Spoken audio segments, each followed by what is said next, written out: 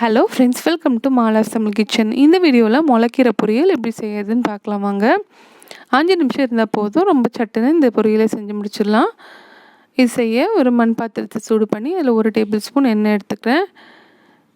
எண்ணெய் காஞ்சதும் இதில் 1/4 டீஸ்பூனுக்கு குறைவாக கடுகு சேர்த்துக்கலாம்.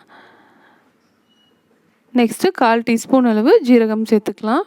இது ரெண்டும் நல்லா பொரிஞ்சு வந்தப்புறம் 1 டீஸ்பூன் அளவு கடலைப்பருப்பும் 1 டீஸ்பூன் அளவு உளுத்தம்பருப்பும் சேர்த்துக்கலாம். இந்த பருப்பு செவந்து வரும்போது இதில் 2 வத்தல் மிளகாயை கட் பண்ணி சேர்த்துக்கலாம். பச்சை மிளகாய் வேணாலும் நீங்கள் பாதியாக நறுக்கிட்டு சேர்த்துக்கலாம். அடுத்து ஒரு பெரிய வெங்காயம், நல்ல பெரிய வெங்காயமாக பார்த்து எடுத்துக்கோங்க. 1/2 கட்டளவு கீரை எடுத்திருக்கேன். அதுக்கு இந்த அளவுக்கு வெங்காயம் சேர்க்குறேன். வெங்காயம் சேர்த்தா நமக்கு இந்த மாதிரி தனியாக கீரை பொரியல் செய்யும் போது பருப்பு எதுவும் சேர்க்காமல் செய்யும்போது ரொம்ப சுவையாக இருக்கும்.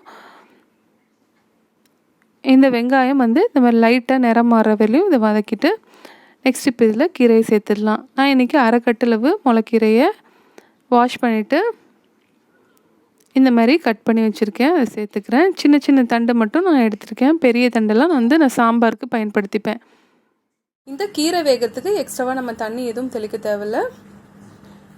இந்த கீரையை அலசி நம்ம வடிய வச்சுருப்போம்ல, அப்போ அதில் தண்ணி கொஞ்சம் ஒட்டியிருக்கோம் கீரையில், அந்த தண்ணியே போதும். அது மட்டும் இல்லாமல் கீரை வெந்து வரும்போது நமக்கு அது கொஞ்சம் தண்ணி விடும். இந்த மாதிரி கீரை ஓரளவுக்கு வதங்கினப்புறம் இதில் தூளுப்பு 1/2 ஸ்பூன் அளவு சேர்த்துக்கிட்டு நல்லா மிக்ஸ் பண்ணிக்கலாம். கீரை ஓரளவுக்கு வதங்கினப்புறம் எப்பயுமே உப்பு சேருங்க. அப்போ தான் உப்பு கரெக்டாக இருக்கும். நம்ம முதவே சேர்த்துட்டோம்னா கீரை பார்க்கறதுக்கு நிறைய இருக்க மாதிரி இருக்கும்.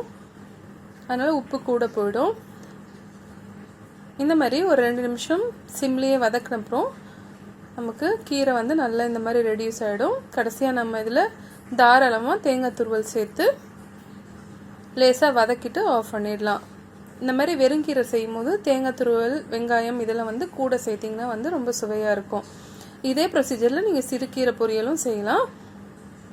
இந்த ரெசிபி உங்களுக்கு பிடிச்சிருந்தா மறக்காமல் மாலாஸ் தமிழ் கிச்சன் சேனலுக்கு சப்ஸ்கிரைப் பண்ணிக்கோங்க. தேங்க்யூ ஃபார் வாட்சிங்.